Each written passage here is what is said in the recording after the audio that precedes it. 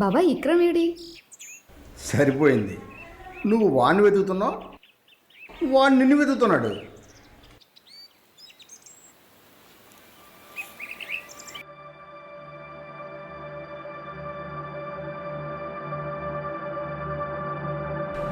బాబాయ్ ఈ బుక్ నువ్వు కూడా చదివావా? నీకన్నా ముందే ఎప్పుడో చదివానమ్మా. ఇంట్రెస్టింగ్ బాబాయ్. అయినా ఒక కాయిన్కి ఎంత పవర్ ఉంటుందా? ఆయన చిట్టి కింద కాయిన్ దొరకటం ఏంటి బాబాయ్? మరీ విచిత్రంగా లేదు? ఇందులో విచిత్రమే ఉందమ్మా. మన పూర్వీకులు నెక్స్ట్ జనరేషన్ కోసం నిధి భూములు పాతిపెట్టేవారు. ఇక్కడ నిధి ఉన్నది అని తెలియడం కోసం దాని చిహ్నంగా ఒక మొక్కను పాతేవారు. నెక్స్ట్ తరాలకు అక్కడ నిధి ఉన్నది అని తెలియడం కోసం. ఇప్పటికీ 100 సంవత్సరాలు పైబడిన ఇళ్లలో అక్కడక్కడ నిధులు కనపడుతున్నాయని పేపర్లో న్యూస్లో చూడలేదా? చూస్తున్నాం, వింటున్నాం.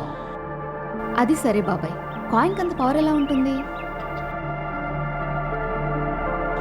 సరే, నువ్వన్నది నిజమనుకో. రోడ్డు మీద వెళ్తున్నప్పుడు వింతగా ఒక కాయిన్ కనబడితే 100 మందిలో ఎంతమంది వదిలేస్తున్నారు? పోనీ ఇంకో ఎగ్జాంపుల్ చెప్పనా?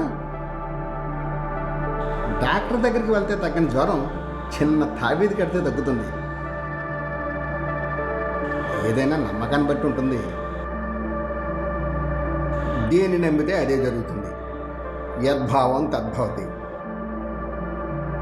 దీన్నే లా ఆఫ్ అట్రాక్షన్ అంటారు. అర్థమైందా? ఇప్పుడు అర్థమైంది బాబాయ్. ఈ బుక్ రచించింది మీ ఫ్రెండ్ గ్రేట్ ఆనంద్ గారు. ఈ మాత్రం సపోర్ట్ చేయాలే.